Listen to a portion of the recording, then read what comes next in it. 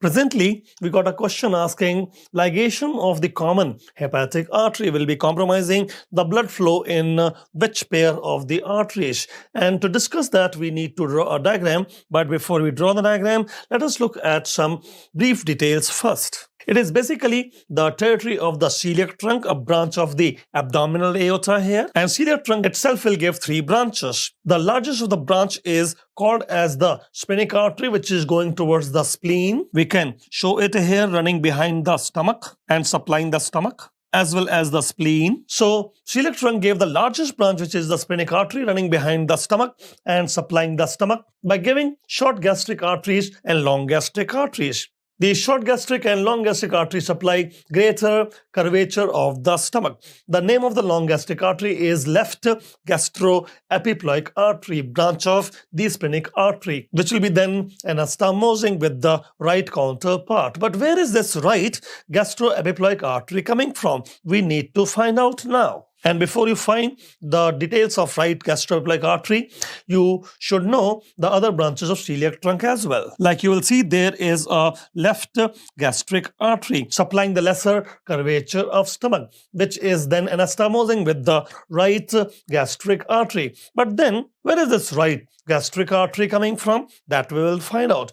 You see, celiac trunk gives three branches, and one of the branches is called common hepatic artery here. And it is this common hepatic artery which was giving us a right gastric artery supplying lesser curvature of the stomach and also anastomosing in the left gastric artery here. So, right gastric artery comes from the common hepatic artery, and the left gastric artery is a direct branch of the celiac trunk. This common hepatic artery later bifurcate into two branches, one going to liver proper called as the proper hepatic artery, and one going downward behind the first part of the duodenum, and it is called as the gastroduodenal artery. This gastroduodenal artery will further divide into two branches, one supplying the upper head of pancreas and proximal duodenum called superior pancreaticoduodenal artery, shown here, and the other branch will be the one which we were looking for, right-sided gastroepiploic artery, which is then going to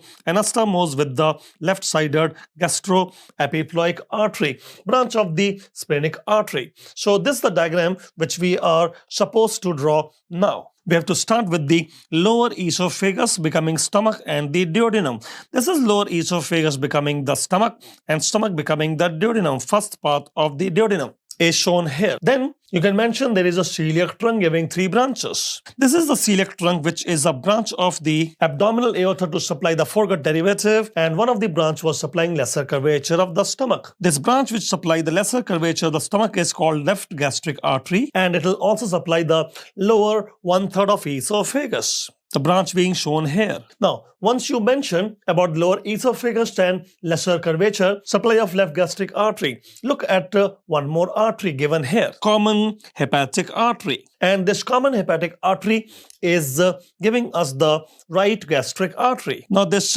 right gastric artery will come here and anastomose with the left gastric artery, supplying the lesser curvature of the stomach. After that, the common hepatic artery will be bifurcating into two branches. And one of the branches going up, one is going down. The one which goes up is going to supply the liver, and you call it as the proper hepatic artery. You can show it going towards the liver. And what is the name of this artery which is passing behind the first part of duodenum now? The artery which is now passing behind the first part of the duodenum is called as the gastroduodenal artery. And it is prone to bleeding if there is a posterior perforation of the duodenal ulcer. This gastroduodenal artery is going to bifurcate into two branches now. One of them will run to the left side and one is going down. The one which goes down will supply proximal duodenum and upper head of the pancreas, which you can show here, and hence called as the superior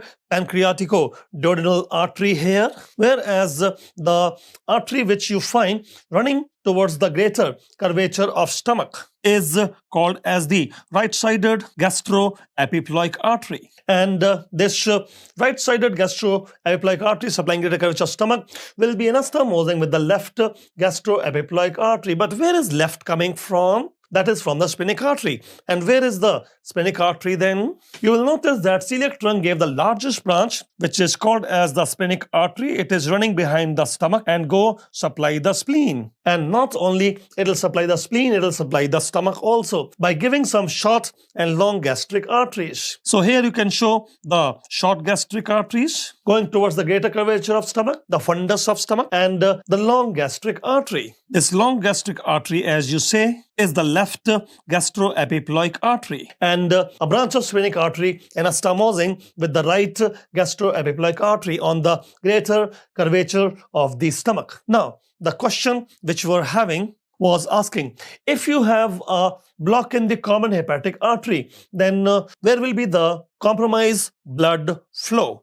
So here is the block now in the common hepatic artery. The blood flow will be reduced in the right gastric artery and also the proper hepatic artery, gastroduodenal artery, and also the superior pancreadural and the right gastroepiploic artery. And that was in the option. So that will become our answer. Let us go back to our question then. You see, it is asking ligation of common hepatic artery. So there'll be a reduced blood flow in the right gastric artery, and along with right gastric artery, what else? Right gastric and right-sided gastroepiploic artery, which is choice number D is our answer. Why not choice number A? Because we know left gastric artery came from the celiac trunk directly. Cannot be the answer. Okay, then what about this short gastric artery? Short gastric arteries come from splenic artery. That cannot be the answer. Okay, then what about this? Okay, again, short gastric artery. That cannot be the answer. Yes, so only possible answer is right gastric, branch of common hepatic, and right gastroepiploic, which is a branch of gastroduodenal, is a branch of common hepatic artery. So we'll keep our answer as choice number D here.